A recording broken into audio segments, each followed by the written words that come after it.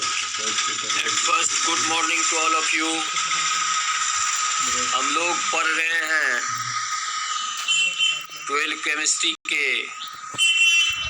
भौतिक रसायन का अंतिम अध्याय, जिस चैप्टर का नाम है पृष्ठ रसायन, और उसके चौथे टर्म को पढ़ रहे हैं कोलाइड, जिसमें कल हम लोगों ने पढ़ा था परिक्षेपित कण और परिक्षेपित माध्यम और परिक्षिप्त कणों, डिस्पर्स फेज और डिस्पर्सन मीडियम के आधार के भौतिक अवस्था के आधार पर कोलाइड कितने प्रकार के होते हैं। और आज हम लोगों को पढ़ना है कोलाइड का वह प्रकार जिसके डिस्पर्स फेज के कणों की प्रकृति का आधार क्या होता है। मीन्स प्रश्न होगा किसी भी कोलाइडल घोल के परिक्षिप्त कणों की प्रकृति के आधार पर कोलाइड कितने प्रकार के होते हैं, उनका उदाहरण, उसके गुण को हमें पढ़ना है। प्रश्न आज का हमारा है परिक्षिप्त कणों की प्रकृति के आधार पर, कणों के प्रकार के आधार पर कोलाइड कितने प्रकार के होते हैं। यदि प्रश्न इतना ही है तो इसका जवाब है कि किसी भी कोलाइड में उपस्थित परिक्षिप्त कणों की प्रकृति के आधार पर कोलाइड 3 प्रकार के होते हैं। पहले प्रकार के कोलाइड का नाम है बहुआण्विक कोलाइड, दूसरा प्रकार है बृहत आणविक कोलाइड और तीसरा है संगुणित कोलाइड। पहला है सौकुचा को क्या हो गया रे, क्या बात है दर्शन, मैसेज करो, बात करने का क्या था।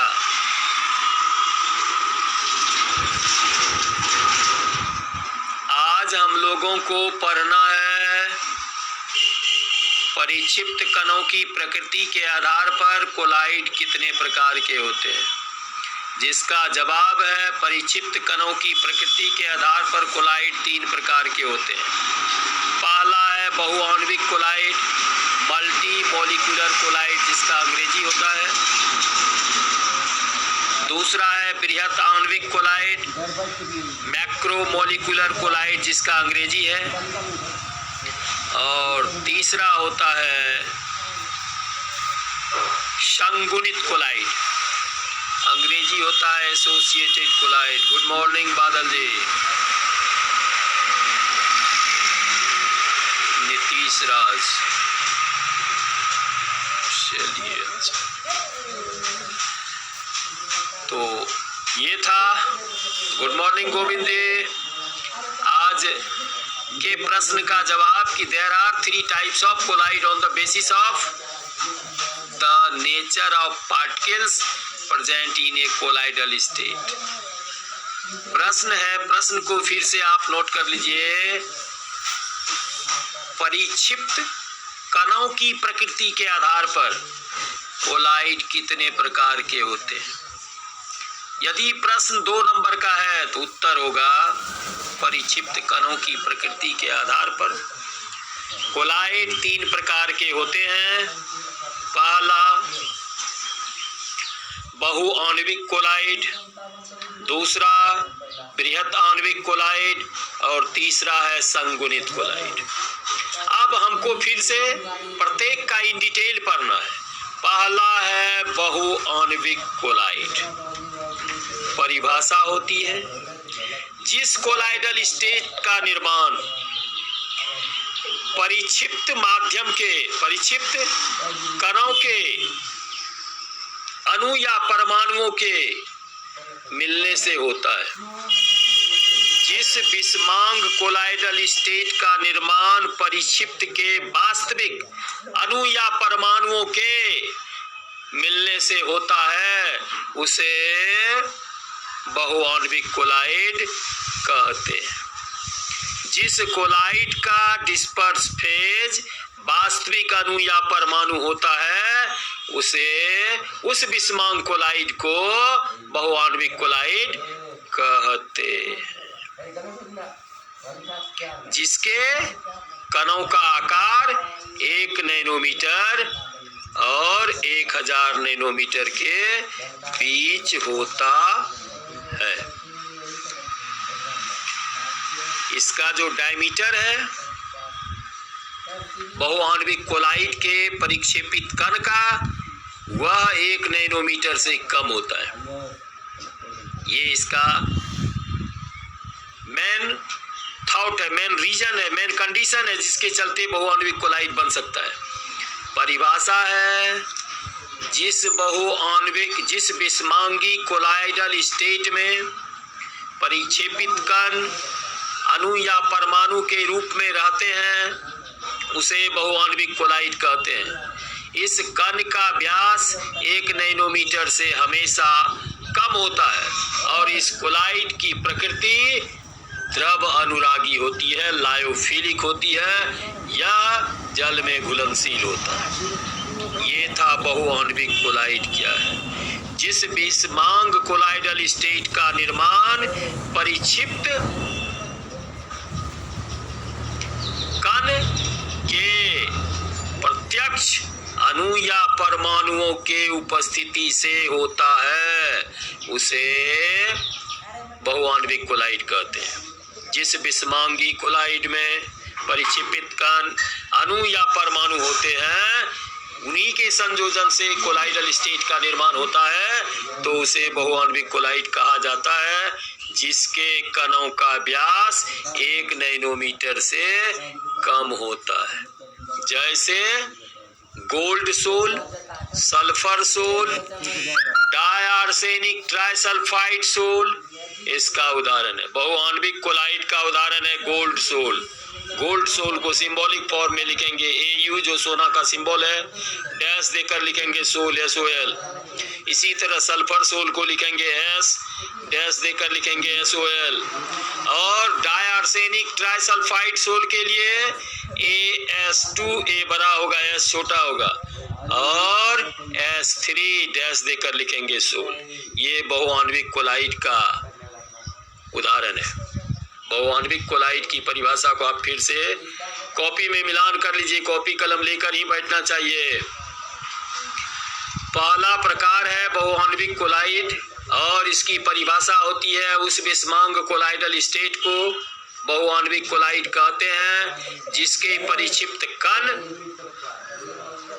अणु या परमाणु होते हैं। जिसके परिक्षेपित माध्यम में परिक्षिप्त कण अणु या परमाणु के रूप में उपस्थित रहता है उसे बहुआण्विक कोलाइड कहते हैं। जैसे गोल्ड सोल, Au डैश देकर लिखेंगे sol, sulphur sol, S dash देकर लिखेंगे सोल, या डायआर्सेनिक ट्राइसल्फाइड सोल, AS2S3 सोल, ये इसका उदाहरण है। इसका कंडीशन क्या है? इसके परिक्षिप्त कण का व्यास 1 नैनोमीटर से कम होता है और विशेषता है बहुआण्विक कोलाइड का कि यह जल अनुरागी होता है, यानी इसके परिक्षेपित माध्यम और परिक्षिप्त कणों के बीच काफी अधिक अफेयर होता है, एक दूसरे में घुल मिल जाने की प्रबल क्षमता होती है और ये पानी में घुलनशील होता है। ये था इसकी विशेषता और उदाहरण। अब दूसरा है बृहत आणविक कोलाइड। जिस विषमांगी कोलाइडल स्टेट का निर्माण अणुओं के संगठन से बने पॉलीमर की उपस्थिति के कारण होता है। कहने का मतलब, जिस विषमांगी कोलाइडल स्टेट का परिक्षेपित कण बहुलक होता है उसे बृहत आणविक कोलाइड कहते हैं। इस बहुलक में gelatin, rubber, starch, protein, cellulose, plastic, nylon, rayon इत्यादि हो सकता है। जिस विषमांगी कोलाइड का परिक्षेपित कण बहुलक होते हैं, जैसे rubber, cellulose, plastic, nylon, polythene ETC, उसको बृहत आणविक कोलाइड कहा जाता है। इसकी विशेषता है कि यह कोलाइड अस्थायी होता है और इस इसका गुण वास्तविक घोल के समान होता है, क्योंकि डिस्पर्स फेज के कण वंडरवाल बल से जुड़े होते हैं और वंडरवाल बल सबसे कमजोर होता है। यही कारण है कि बृहत आणविक कोलाइड वास्तविक घोल की तरह प्रयुक्त होता है, क्योंकि इसके डिस्पर्सन मीडियम और डिस्पर्स फेज के बीच वंडरवाल बल उपस्थित रहता है। दूसरी विशेषता है, यह कोलाइड जल में घुलकर समांग मिश्रण का निर्माण करता है। और तीसरा विशेषता है कि यह जल अनुरागी कोलाइड घोल की तरह प्रयुक्त होता है। इसके आगे इसके डिस्पर्स फेज और डिस्पर्स मीडियम के बीच प्रबल आकर्षण यानी दोनों में काफी अधिक सामंजस्य का लक्षण होता है, फेयर होता है, एफिनिटी होता है। बृहत आणविक कोलाइड के डिस्पर्स फेज और डिस्पर्सन मीडियम के बीच ग्रेट अफेयर, ग्रेट एफिनिटी, प्रबल आकर्षण क्षमता उपस्थित रहता है और इसके घोल का श्यानता काफी उच्च होता है। यह अघुलनशील मिश्रण का निर्माण करता है। ये था हमारा बृहत आणविक कोलाइड क्या है और इसकी क्या विशेषता है। मैं पुनः इस उत्तर को, इस थॉट को दोहराता हूँ। बृहत आणविक कोलाइड की परिभाषा है, जिस विषमांगी कोलाइड के परिक्षेपित कण बहुलक होते हैं, और बहुलक हम लोग कल भी पढ़े हैं, इसके पहले भी पढ़े हैं, जब एक ही प्रकार के छोटे छोटे अणु मिलकर किसी बड़े अणु का निर्माण करते हैं तो इस प्रकार बना बड़ा अणु बहुलक कहलाता है और यह पूरी प्रतिक्रिया बहुलीकरण कहलाती है। तो जिस कोलाइड का परिक्षेपित कण बहुलक होगा उसको बृहत आणविक कोलाइड कहते हैं। इस बहुलक के रूप में प्लास्टिक, सेलुलोज, प्रोटीन, पॉलीथीन इत्यादि उपस्थित रहता है। इसकी विशेषता है कि यह कोलाइड अस्थायी होता है और वास्तविक घोल की तरह व्यवहार करता है, क्योंकि परिक्षिप्त कणों के बीच वंडरवाल बल उपस्थित रहता है। यह कोलाइड जल में घुलकर समांग मिश्रण निर्माण करता है। इसके घोल बिल्कुल द्रव अनुरागी कोलाइड की तरह व्यवहार करता है। इस कोलाइड के परिक्षेपित कण और परिक्षेपित माध्यम के बीच प्रबल प्रीति होती है। दोनों एक दूसरे में पूर्णतः घुल मिल जाने वाले होते हैं। यह था हमारा बृहत आणविक कोलाइड, जिसका उदाहरण protein, starch, plastic, cellulose, polythene, nylon इत्यादि होता है। हम जिसका भी नाम बोल रहे हैं, चाहे प्रोटीन हो, स्टार्च हो, सेलुलोज हो, प्लास्टिक हो, नायलॉन हो, पॉलीथीन हो, ऑल आर पॉलीमर, सभी बहुलक हैं। और यही बहुलक जिस कोलाइड का निर्माण करेगा उसको बृहत आणविक कोलाइड कहते हैं, जिसकी विशेषता है कि यह अस्थायी होता है और यह वास्तविक घोल की तरह व्यवहार करता है, क्योंकि इस परिक्षिप्त कणों के बीच वंडरवाल बल उपस्थित रहता है। यह जल में घुलकर समांग मिश्रण बनाता है। इसके डिस्पर्स फेज और डिस्पर्सन मीडियम के बीच प्रबल प्रीति होती है। यह द्रव अनुरागी घोल की तरह काम करता है। यह था बृहत आणविक कोलाइड। अब है संगुणित कोलाइड, जिसका दूसरा नाम है मिसेल, जिसको हम लोग माइसेल कहते हैं। ये क्लास 10 में भी था माइसेल। और माइसेल की परिभाषा था, साबुन और पानी के विषमांग मिश्रण को माइसेल कहते हैं। ये बनता कहाँ है? जब हम कपड़े को साफ करते हैं, साबुन कपड़े में घसते हैं गंदे कपड़े में, तो फेन बनता है। यही फेन माइसेल कहलाता है। और बनता कैसे है? जब साबुन को हम अपने गंदे कपड़े के ऊपर घसते हैं या साबुन के सॉल्यूशन से पीटते हैं, तो हमारे कपड़े के छोटे छोटे रंध्र में, छोटे छिद्रों में जो गंद